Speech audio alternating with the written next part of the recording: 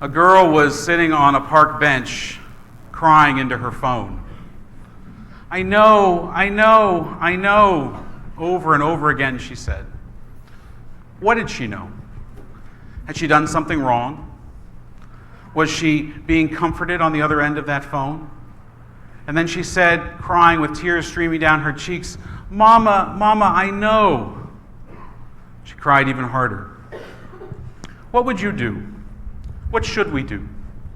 You're sitting on a park bench, and a young girl sitting next to you is crying. Do we get involved?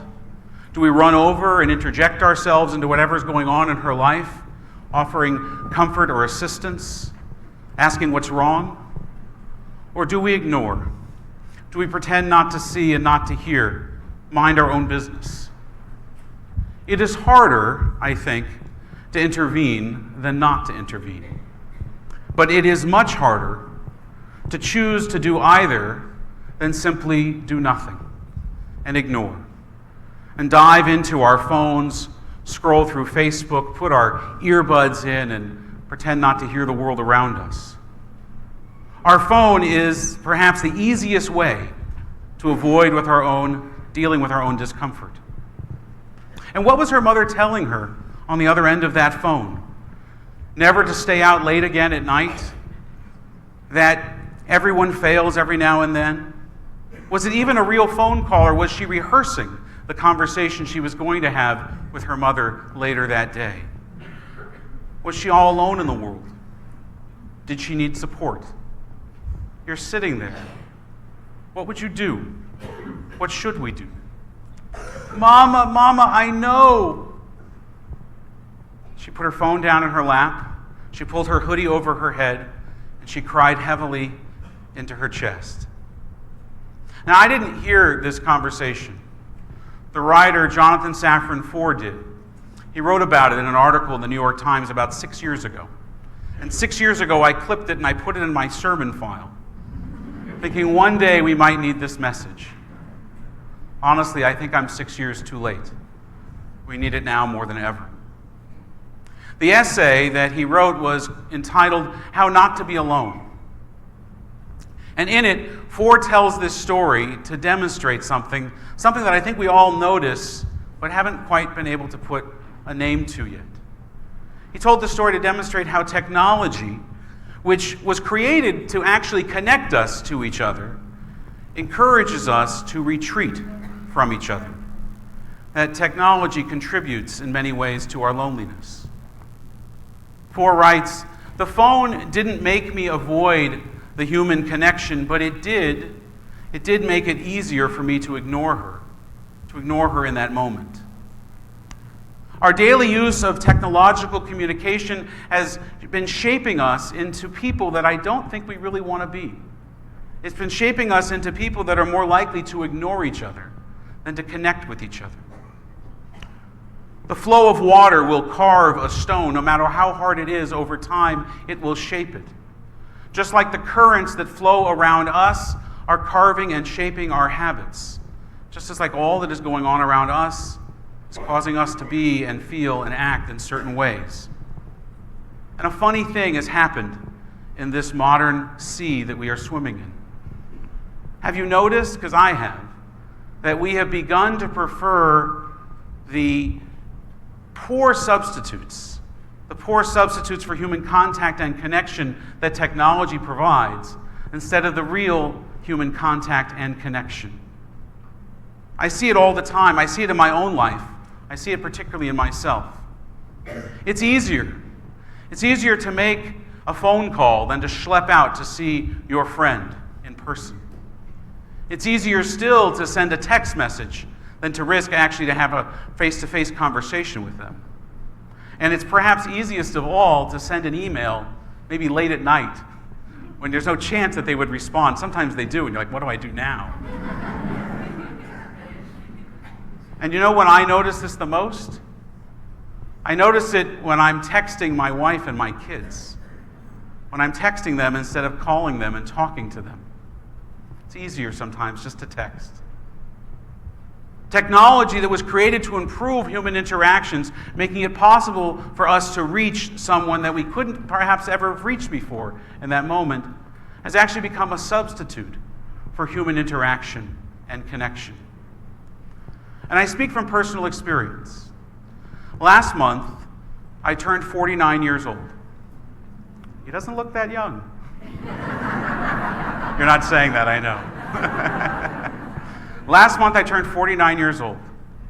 Nobody that is not related to me and my family called me on my birthday.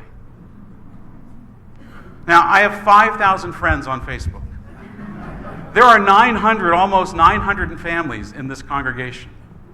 I got hundreds of emojis. I probably got 100 happy birthday messages on my Facebook feed. They all looked exactly the same. I think there's an app that does that. Some of my friends, they actually texted me. But as they were doing it, they were holding a device in their hand that was entirely capable of calling me in that moment. And they choose instead to type out, "Happy birthday, Dan." Nobody called me. Now, I'm not blaming any of you or any of them. There's enough guilt on Yom Kippur, that's for sure. But I do think that we're all responsible, not for forgetting my birthday, it's okay, but for missing that human connection that we all so desperately need, that we crave, that is the source of life, that nourishes our souls. The Torah tells us, "Lo tov hayot ha'adam levad." It is not good for us to be alone. All new technology since the invention of the wheel has been disruptive, and I think has been a cause for alarm in its earliest days. The horseless carriage, the electric light bulb, I'm sure even indoor plumbing had its detractors early on. And in time, maybe people will come and look back at our days of sitting there looking at our phones instead of looking at each other and say, "Oh, how quaint. What a bygone era that was. They had little phones. How lovely. They didn't have chips in their head or whatever." But it seems to me that the closer the world gets to our fingertips, the further it gets from our hearts. When I turned 29 years old 20 years ago, there was almost no way to wish somebody happy birthday without actually calling them on the phone or writing them an actual letter or, God forbid, visiting them in person. I mean, Al Gore had just invented the internet a few months or years before that. He's made it into 2 of my sermons now. Even when we're out alone, we engage in behavior that almost ensures that we're going to remain alone in that moment. The next time that you take the SkyTrain or you ride the bus, and I hope based on last week's sermon that we're taking the SkyTrain and riding the bus a little bit more, look around you. Look around and see what's going on that bus or on that train. You'll see, as I do, everybody's buried in their phones.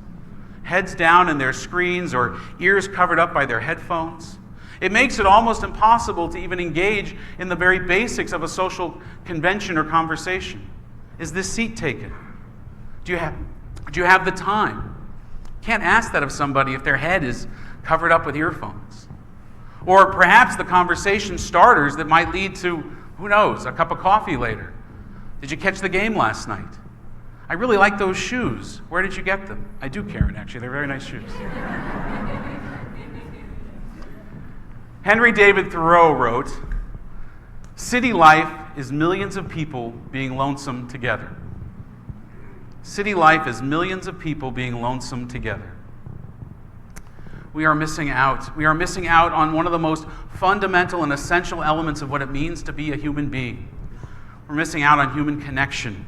We're missing out on that feeling that we belong. It's harder now. It's harder to meet people.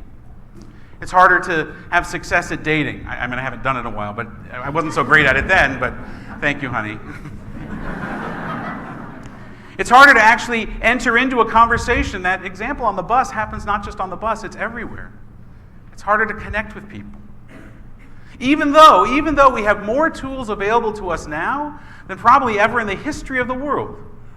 More tools for connection, but less connection. And look at our teens. And look at our adult children.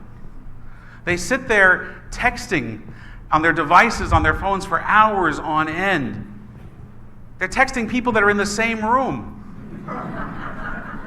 But they're not actually with those people when they're there. And here's the really scary thing. Studies have found that many of them are just giving up. They're having less intimacy. Teenagers are having less sex. I mean, that's maybe a good, bad, I don't know, but it's never happened before in the history of the world. They're having fewer long-term relationships. They're meeting face-to-face less and less. Harvard sociologist Robert Putnam wrote a book, a while ago actually. The book was titled Bowling Alone. Its title itself is a sermon.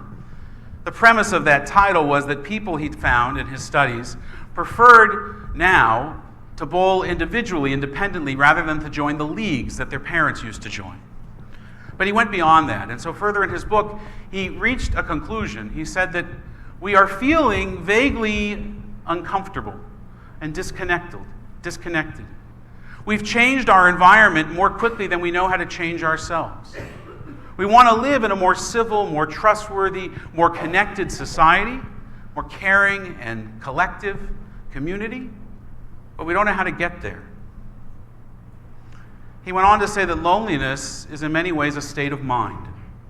It causes people to feel empty, alone, and unwanted. I guess that's the definition of loneliness, empty and unwanted. Isn't it ironic, though, he says, that loneliness leads us then to crave human contact?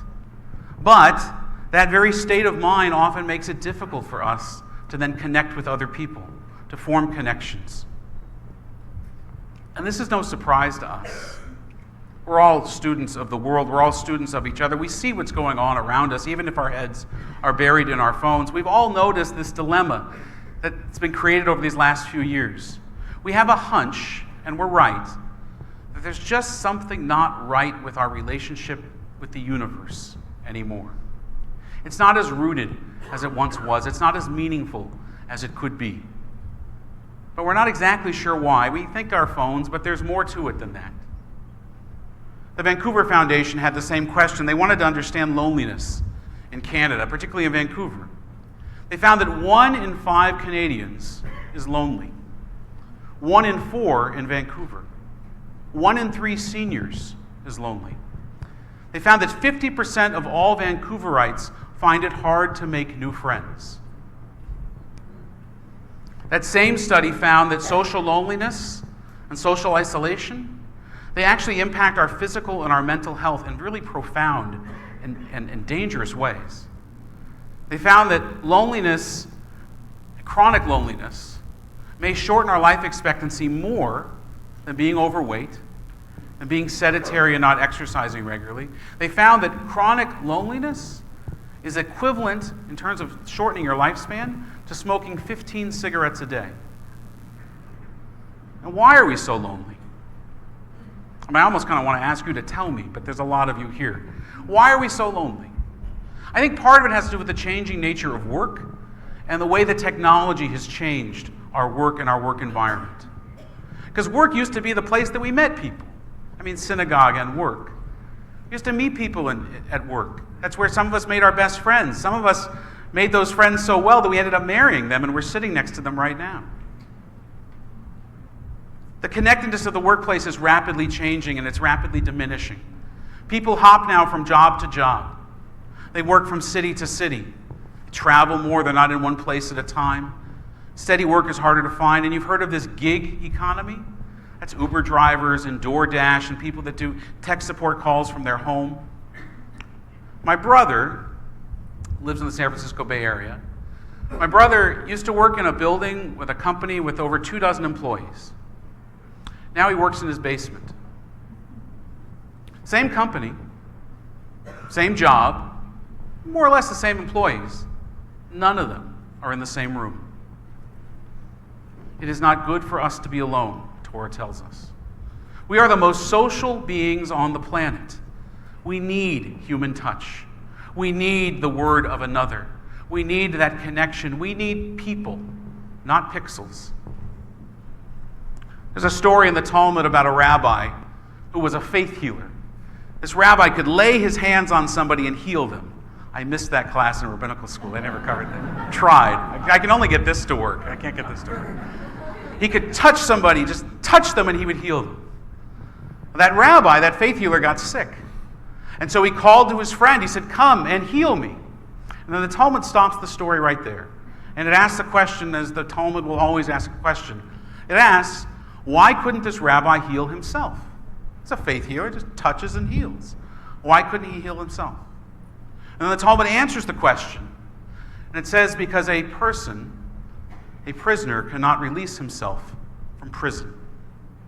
A prisoner cannot release themselves from prison.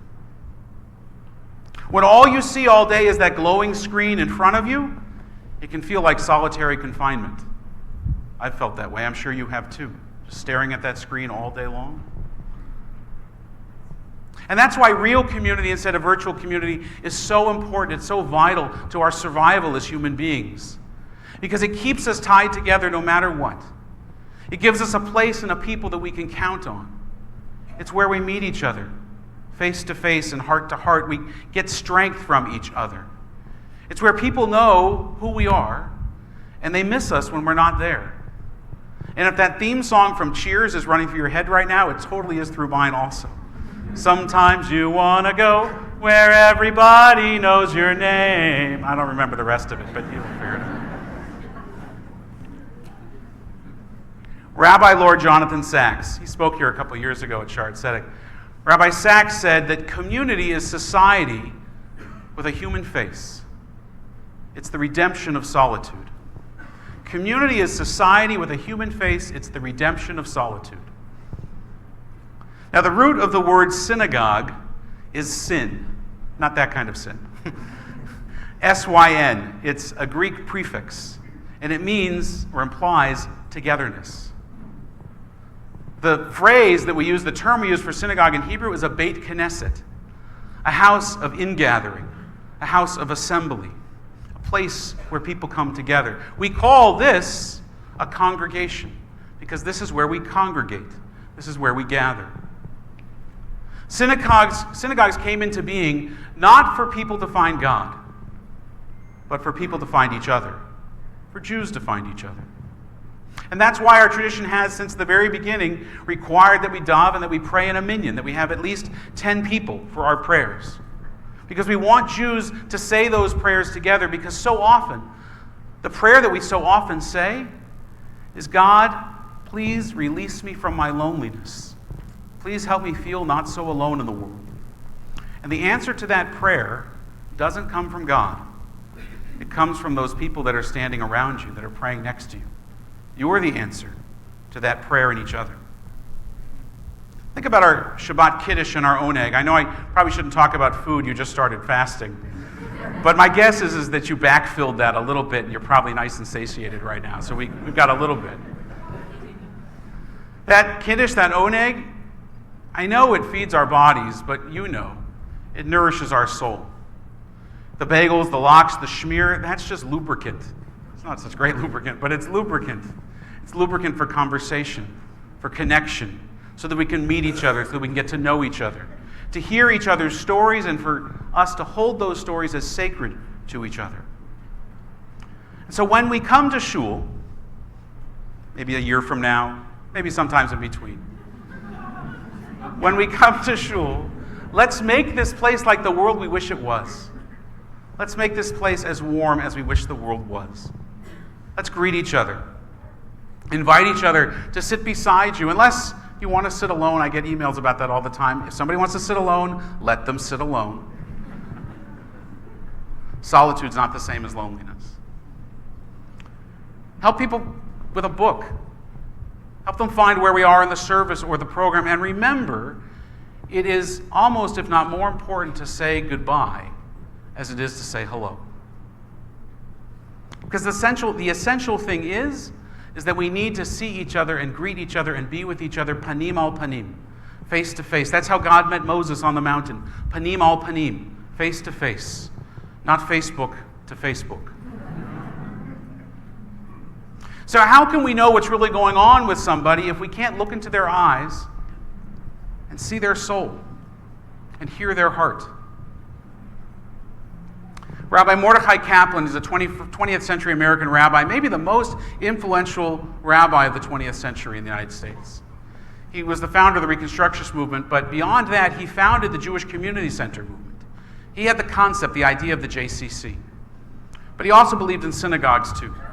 And he said about synagogues that the primary purpose of a synagogue is to combat loneliness and to weld Jews who live in the neighborhood into a conscious community. To weld Jews who live in the neighborhood into a conscious community. Neighborhoods, that's the word that jumped out at me when I was reading that, because I think that those are places that are becoming extinct. I did a quick survey of our membership database before I wrote this sermon, or as I was writing it. We have 83 different postal code prefixes in this congregation. 83 different neighborhoods in our congregation. And that means that the function of the synagogue, of any synagogue, but of this synagogue in particular, is even more important. Because it's that unifying element that brings us together as a community, as a Kehillah Kadoshah, as a holy congregation, even more important than it was in Kaplan's day. And especially here in Vancouver, where we don't have 20 synagogues to choose from. Community is essential to Jewish existence. It's essential to the protection against loneliness. Now, we've come to know each other pretty well over the last 6-7 years that I've been your rabbi. I mean, none of you called me on my birthday, but I didn't manage to reach most of you either, so we'll call it even. And as we've known each other over this time, and I've been privileged to be your rabbi during that time, I think you've come to know that at least on the high holidays, if not at other times, most of my sermons have a call to action in it. A challenge for myself as much as it is for you to do something great in the new year. To change ourselves, as Mother Teresa said. Last week I asked you to save the planet, so I'm not going to add a whole lot to your list tonight. But I do want to add one thing. One thing I think we can do to combat loneliness in the world, in our community, in our congregation, in our lives. Let's have coffee. One of the things that a synagogue can do better than any, I mean, we do prayer, we do holidays, but you know what we really do? What we do so well is we make connection. We build relationships. We are best at connecting people to each other and fostering meaningful relationships. And so we're going to use that technology that has been such a key to loneliness. We're going to use that to connect ourselves to each other. And so, yeah, there'll be an email after this sermon, too. And in that one, it's going to have a very simple form. It's going to ask you to just put in a little bit of information about yourself. And if we all fill that out, we're going to collate them in the office and we're going to match you up with people. And give you an opportunity, that I hope you'll take, to find a time and a place and go have coffee with each other. Just start with one. Of course, there's one condition for that coffee. You have to leave your phone in your purse or your pocket for the entire conversation. We're going to turn this technology on its head and we're going to use it, this loneliness-inflicting technology, we're going to use it to heal and connect the human heart. We're going to use it so we can get to know each other better. Now, in all the days of creation, there was only one thing that God said was lo tov. Only one thing that God said was not good. Human loneliness. Lo tov hayot ha'adam levad. It is not good for us to be alone. And if the synagogue is the house of God, then we have a responsibility that we must do all that we can to honor that message, to honor that commandment, to combat and confront loneliness that is so pervasive in our modern world. I want to end with one last story, and it's connected to that first story of the girl crying on the park bench. A mother sent her young daughter to the corner store to get some milk. About a half an hour goes by and her daughter hasn't come back yet. The mother gets pretty worried. Another half an hour goes by, it's been an hour now, and the mother is now frantic. She grabs her keys off the counter, she rushes to her car, she gets in her car and she starts driving down the street and around the corner to find her daughter. And as she comes around the corner, there's her daughter calmly walking back to the house. She pulls her car over, she leaps out of her car, she envelops her daughter in a hug. Tears are flowing. Daughter has no idea what's going on.